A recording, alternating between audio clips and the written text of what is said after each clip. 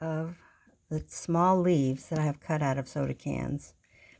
And these are the fronts, and they're not very big. These are little. I'm thinking of making a brooch, but now I'm trying to figure out, how I will use these, because they can't be a brooch on their own, because they're small. But I thought a grouping of them would be pretty. Now, how do I get this encrusted look that I think, let's see, that you can capture here? Well, first, I swipe it with Faber-Castell Artist Pip Pens. For example, on the one that has the greenish background, yeah, that's probably that one.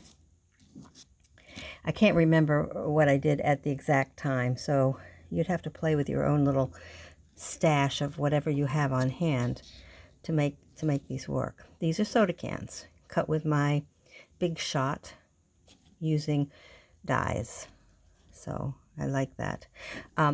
Pip pen is an alcohol pen, and it sits on top of the aluminum and takes a little while to dry, and I've used various colors. And while it's drying, I use, in this case, I might have used the red or orangey color, I don't know.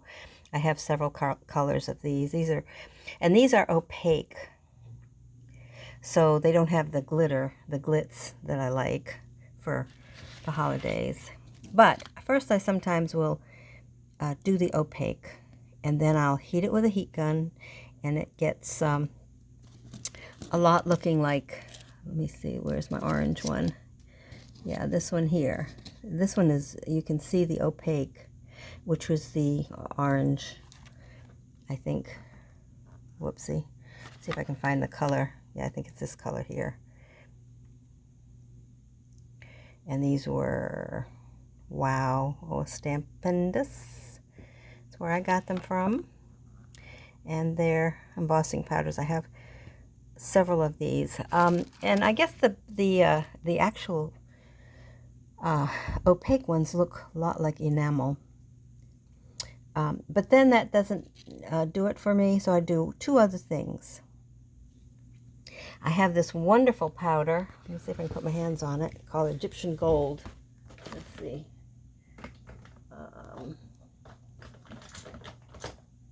Yeah, I really like it.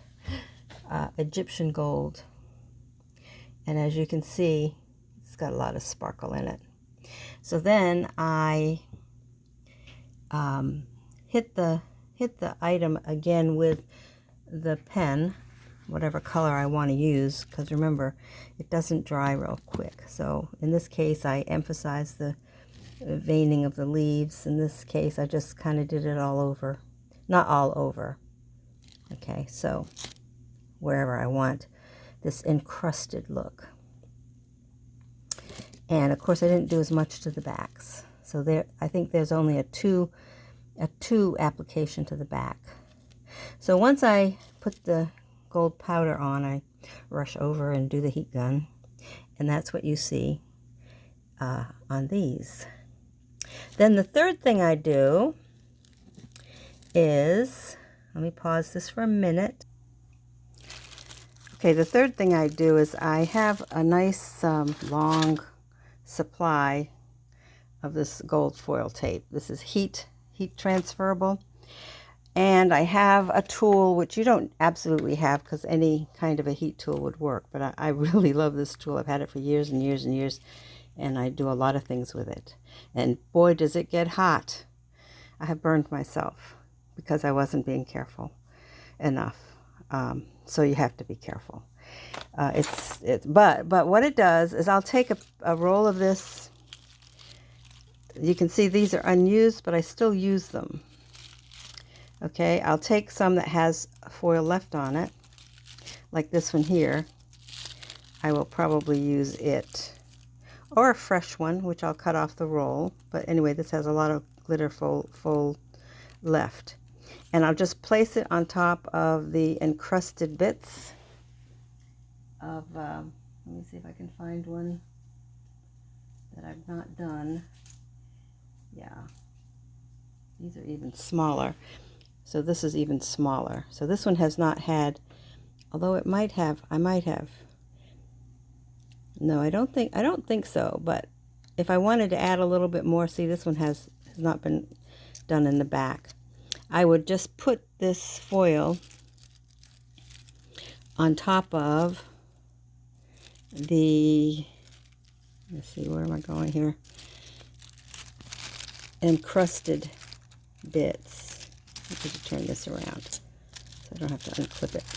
Anyway, I would put some of this like right on top of this leaf, and using that hot iron, I would just pass it. I make sure it's good and hot. That's where you have to be careful. And then I would just run that little flat iron part over it, and that picks up this foil. But because what it does is it actually melts the previous embossing powders. So adding heat to this actually makes them remelt. And when it does, this foil will stick to it. So I just put it in all kinds of little spots. One thing I've discovered, you may wonder why I save all this. It's kind of crazy, right? There's little bits left, but occasionally I want, and I'll show you that in a minute. Occasionally I want a very kind of distressed gold look. Let me show you what I did here. For example, here's a piece. First I use that same, I use a pen, an alcohol pen, swipe the object, which in this case was a soda can, and go to the heat gun and melt that, which is that orangey opaque look. I don't think I used any of the gold on this, like the gold embossing powder that I just spoke of. Mine is called Egyptian gold. I did not use that on this. But what I did instead is used this. Whoops, let's see if I can. I'm trying to look through the camera and get this at the same time. So I used these leftover pieces and laid it on top of the previously embossed powder, and various locations, applying that heat gun, which melts the parts underneath again. See? But then I get this great, you can't tell, it's very, I hate to keep using that word organic, because it really isn't organic, but anyway, it's a random application. Let's probably put it that way. See how it picks up anything that bubbled? If there was any texture here that was caused by overheating the embossing powder, creates bubbles and raises it up a bit. So this is a piece I plan to do something with, like make a brooch. What I could even do is, I believe, let's see. It's hard to do this and look at the camera at the same time, and I drive everybody crazy, I know, because I wiggle around so much because I don't hold it straight. But I may just use this insert and apply it to some kind of a backing. See if I punch it back in there. Now this one got treated with just the gold foil, but it makes, I could have done, matter of fact, I have a brown one. Let's see if I can get the brown one in here. Let's see, hold on. I have these things lying all over the place. I just saw it. Anyway, yeah, this is even a smaller one. This one doesn't fit, but I get that lovely encrusted look with a combination of the pit pen colors, the alcohol pit pen colors, and this one has not been treated in the back. All right, so where did I put that pretty brown enamel when I just saw it? And it slid somewhere or turned over. Oh, here it is. Nope, that's not it. That's not it. Oh, well. Now, I can just treat the backgrounds like this. This is a combination of of several embossing powders. There's a little bit of the orange in there. There's that Egyptian gold and soda can on the back. So I could apply this and add the elements to it as well. Glue those on. I haven't tried just adding some embossing powder to the underneath side and quickly adhering it, but it probably would stick, but might be better off using glue. Anyway, this is what I'm playing with now. I got lots of soda cans. I mean, I have a collection of them. Diet Coke and, of course, Coors Light beer. My husband drinks. And so I for another day, I might show how I cut them. I think I've got the complete knack now, and I can cut these up very quickly downstairs in the kitchen. And so I have them ready to go. But I have found they cut beautifully. Let me just show you some of the things I have not yet treated with embossing powders or inks, and just show you. This is from a can, and I've got my beautiful buck here, and several others. I even got a little tiny one, and then not using any gold, you get a very enameled look. I haven't decided what I'm going to do with that yet. I used the opaque embossing powders, yellow in this case, and then a little bit of green for the stem. And these make great embellishments for cards. In my case, I'm trying to maybe do something else with them. Oh, here's the one that I experimented with to get that look I just mentioned earlier. That random gold applied. And I believe this is that orange embossing powder. Maybe even using brown. I might have used brown pit pen underneath it and put the reddish orange embossing powder, which gave it that, a look similar to this. It would come out looking like that. And that wasn't enough, so then I used that random. You can almost see where I had the tape. You see the straight line here, which doesn't make it as random. But I just used the leftover pieces of my foil tape with a heat source. Now that heat source could be a number of things. Anything that's small enough for you to play with that will heat it up. But anyway, it gave me this absolutely gorgeous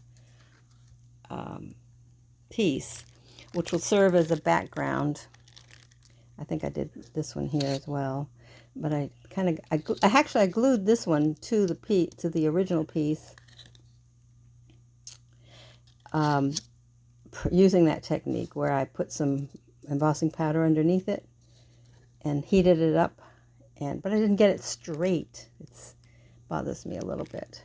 But if I added another leaf on top of it, like so, that would take away. I could actually make a brooch or pin or something out of that. And so I just want to tell you how wonderful it is to play with these things. Oh, I've got a whole series of houses. I wonder what I did with this. Oh, here's my brown one. I finally found it. Now this one was nothing more than brown embossing powder from that Wow collection. And I didn't add, whoops, it fell. I didn't add any gold to it. And it does look like enamel. That's the thing I like. So if I use a little bit of maybe hot glue, I could mount it to this panel. And we're talking wee little. These are not very big. And make a brooch out of this. But I also did some houses. I haven't decided what I'm going to do with those yet, but look at how they cut out. Now this is where I had to use, in order to get all those little tiny bits out, I made another video in which I backed the soda can with label paper, sticky label paper, before I cut. And this way I had much better success with the cuts on my Big Shot. These are tiny little pieces that have been cut out, and they popped out a lot easier using that backing. So if you've got little areas where it doesn't want to cut all the way through, and I've struggled with it, I just, before I cut it, stuck some sticker paper, label paper, whatever you want to call it, to the backs. And then I get these pieces to cut out. But the other ones I didn't. I just used, oh, that one had paper back, so I take that back. And this one has the paper backing. This one did not. But it didn't have little tiny pieces to come out. So that's the key. Well, I know this is probably more than y'all wanted, but it's mostly for my memory anyway, a year from now.